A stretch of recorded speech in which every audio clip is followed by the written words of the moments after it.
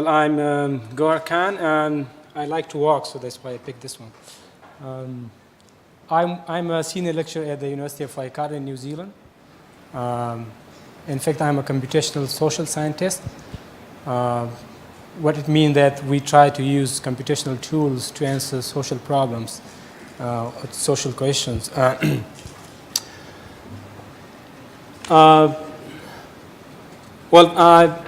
In light of the Professor Nick's presentation, I'm in a difficult situation now. He has raised quite important points related to what we do in academia. I think mostly what we do in my space, for example, we mostly explain the phenomena and we don't really tell why this is happening. And so the questions of why, today I won't be discussing the why as well. I will be just looking at some exploratory things that I found around Korean Candlelight movement and how it was represented on social media. Just to mention a bit more that I have quite strong professional and social ties with Korea. I did my PhD here from KAIST, and then I worked with many great people here, different places. One of them is Professor Hanu Park sitting here from Yangnam University. I worked with him as well for a couple of years. So the one thing that I want to acknowledge as well, we didn't have enough time to prepare.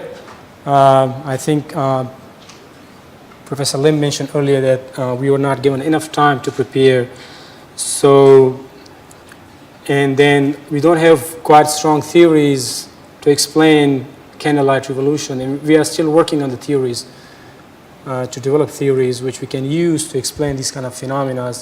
And then let alone social media. Social media is itself a new phenomenon, so we don't really know social media yet, and then explaining some events that are happening in the world and how does social media affect that events is really a new thing to do.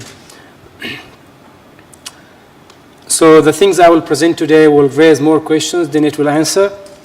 And it's mostly exploratory in nature. So, but I'm happy that we have a lot of political scientists here who can help me explain what I have on my slides, because I don't know how to explain these things. So I will need your help.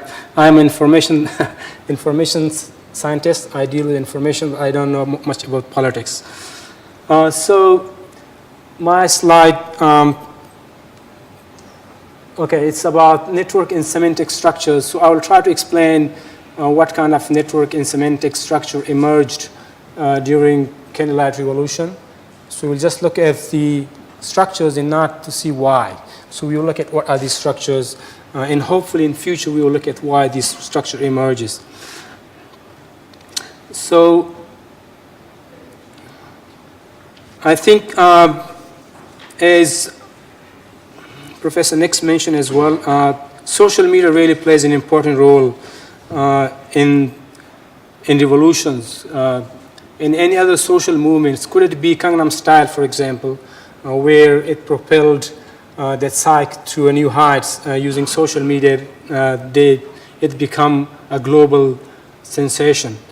Or could it be Arab Spring, where they use social media to organize and collaborate with one another?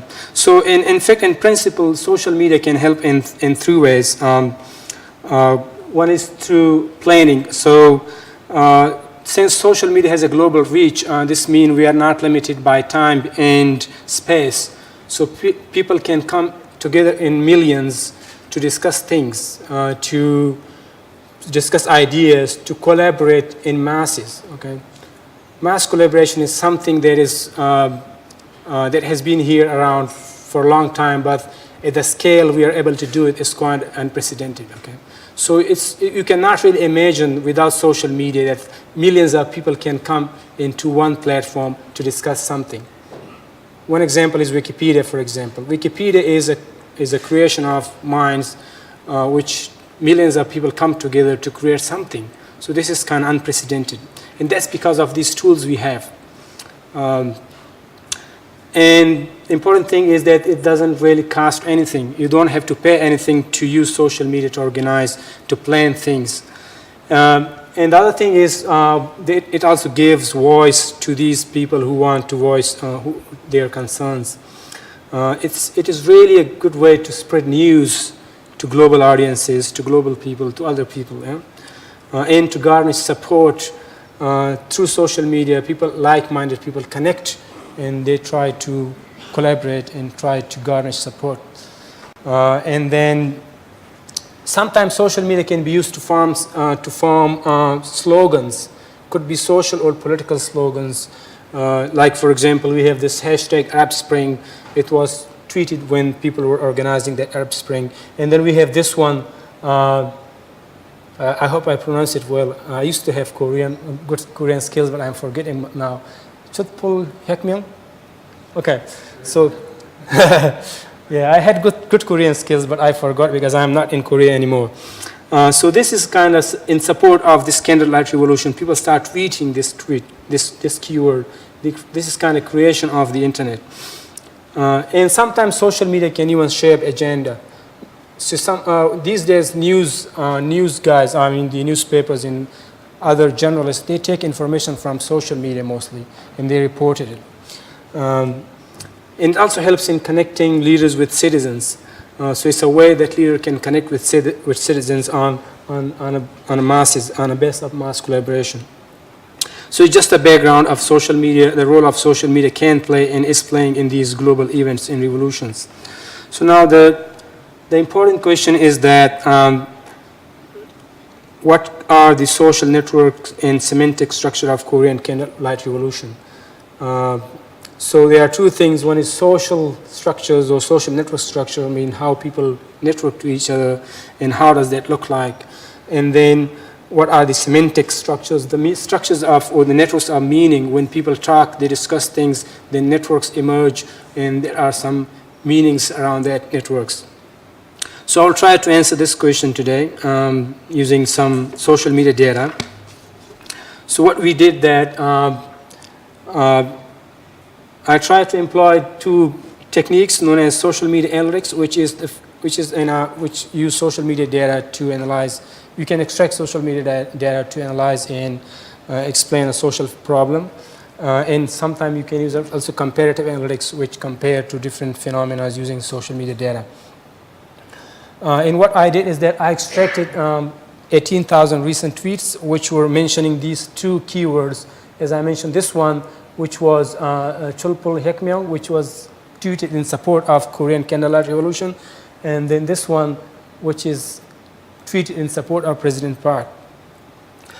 So we looked at these tweets and extracted that, and then this was done on October 4th, 2017, when I got the news that I'm going to present here, so that's why I collected this there at that time.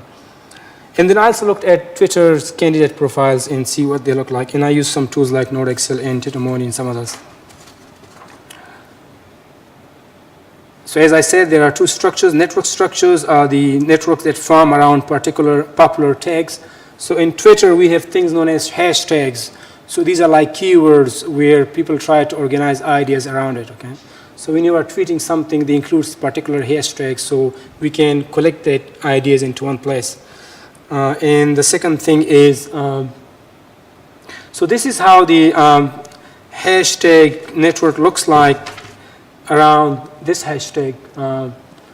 So as I said, this kind of diagrams raise more questions than it can answer.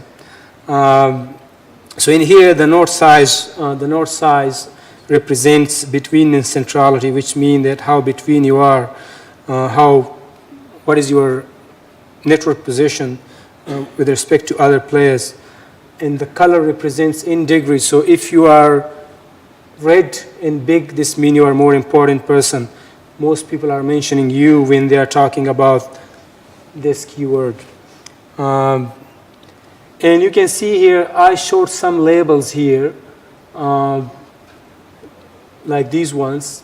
These are only shown for the nodes which have more than 30,000 followers. So I'm sure most of the guys here have around maybe a couple of hundreds of followers. I have 300 followers, not quite famous. So these are the guys who are very famous. They are like having more than 30,000 followers by average. And and the link color represent like mention or reply. So what we have here is that now, as I said, I'm not a political scientist, so I will need your help to make sense of this diagram. So you can see here some prominent player like HuffPost Korea, the Blue House, and some other mostly are controlling this flow of information. So these are the guys who are being mentioned more frequently. Like Hello Policy. Maybe you guys are familiar with the Hello Policy account and Silence 97. Yeah? So these are the main players here. But there's one more important thing I want to point here. These ones, as I said, labels are shown only for the guys who are most famous. So you can see these are the guys who are more famous. They have a lot of followers. They are ordinary citizens. Yeah? So I call them sleeping giants. They are kind of more powerful, but they are not active here. They are not really contributing to the network as such. Okay. And you can spot Mr. President. Where's Mr. President, our President Moon here? Here it is. This is President Moon's account. So you can see President Moon is not really central to this discussion. So this can tell you that this discussion is led, citizen-led. No political parties involved here. No big guys here. Only citizens are leading this discussion. And that's the beauty of Candlelight, okay? And you can interpret many other things from this one if you read it more closely. And let's look at some other statistics related to this.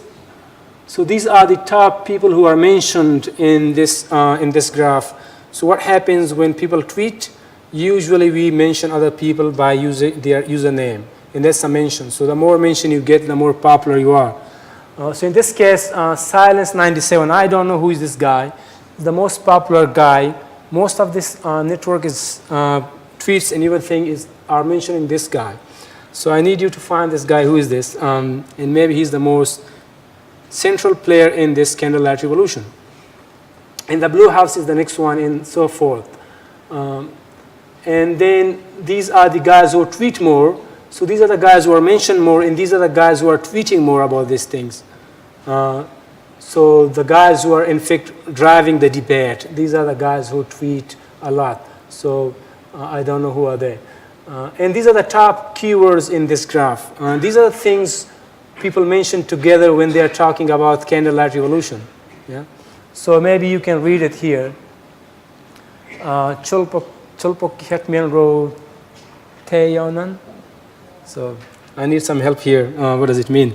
And many others. So you can really, if you read this, you can understand an idea that we have a lot of discussion around the important issues here, which are related to Candlelight. Like, for example, the president here, Moon Jae-in, yeah? And then the president.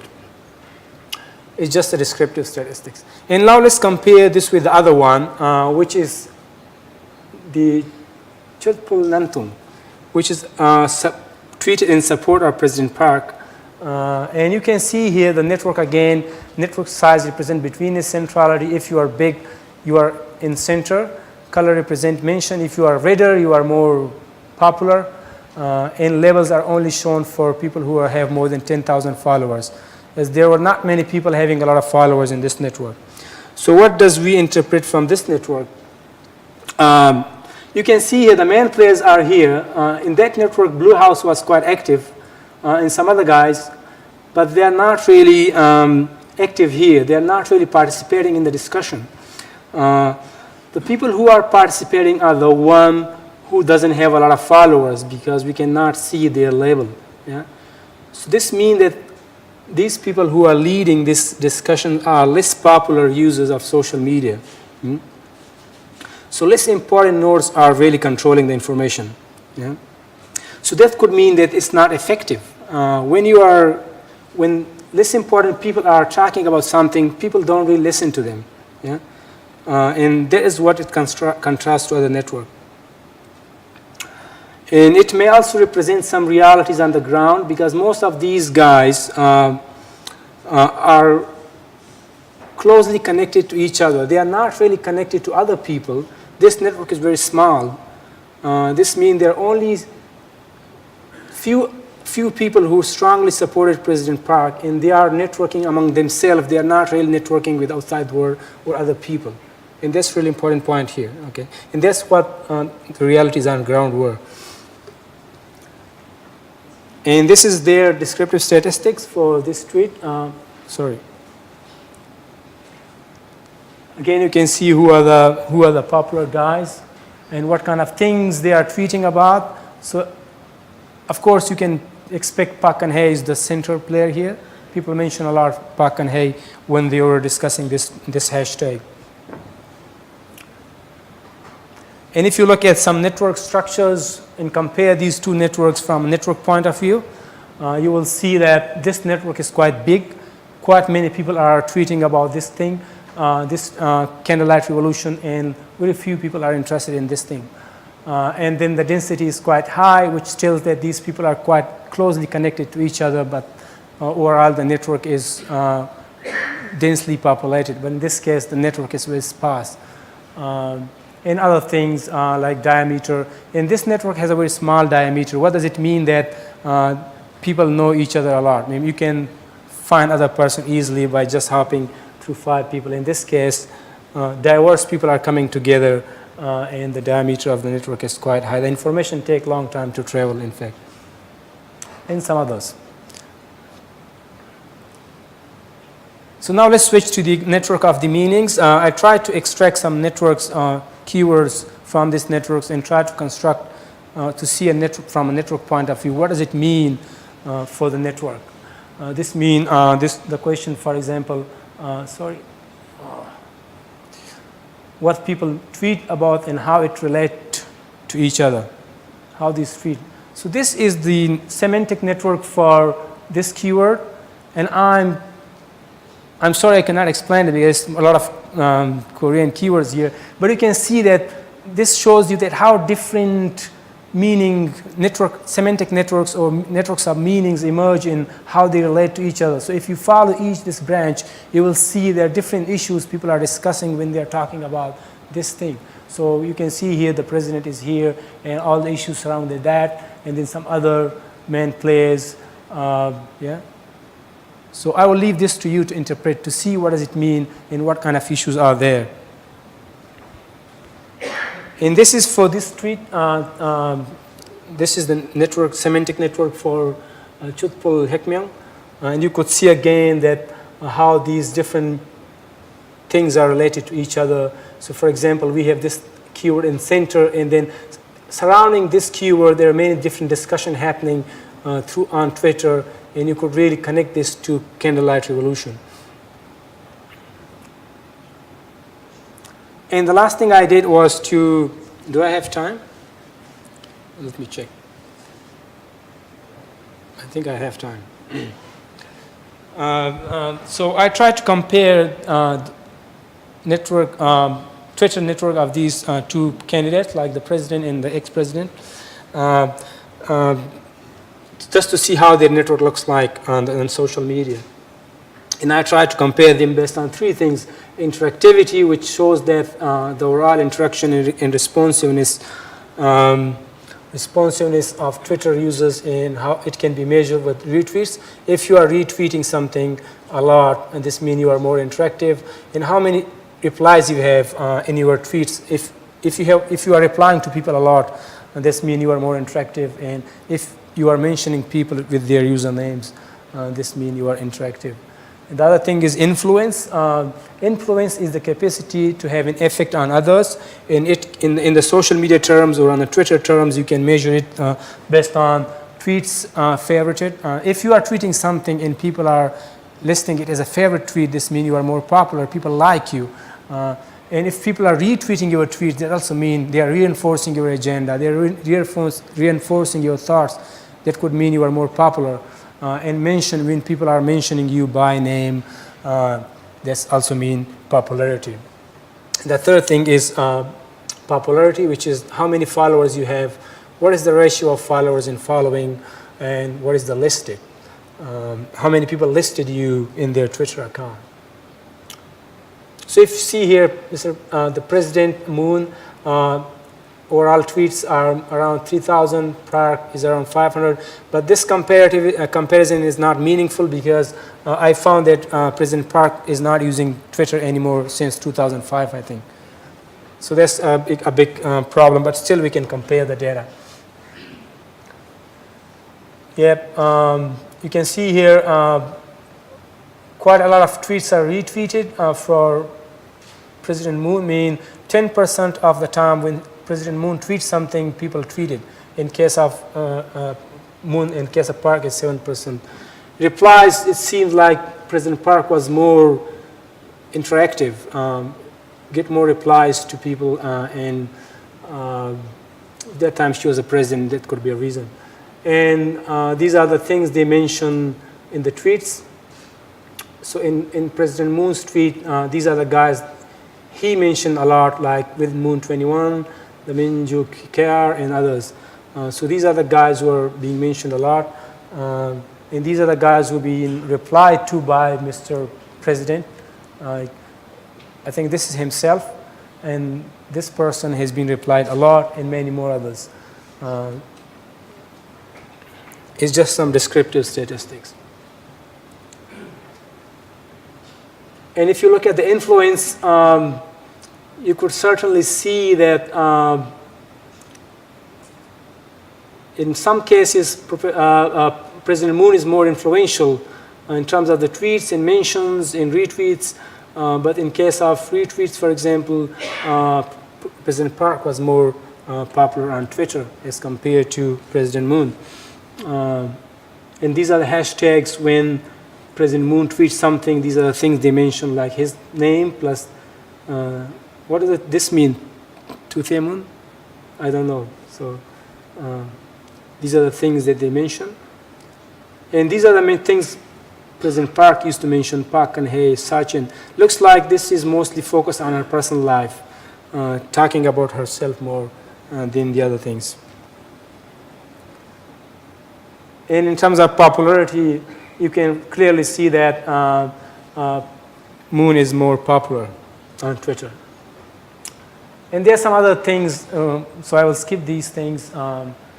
You can see that their interactivity, when they are active, these are the time they are tweeting a lot. This is the time President Park Moon was quite active, and again in the revolution time, tweeting a lot. And these are the times they tweet a lot. So you could see here, President Moon is more active on Tuesdays, for example. Could be some reason for that, I don't know. And this time is the time when President Park tweets a lot about on Twitter, even sometime even in the night time. Yeah.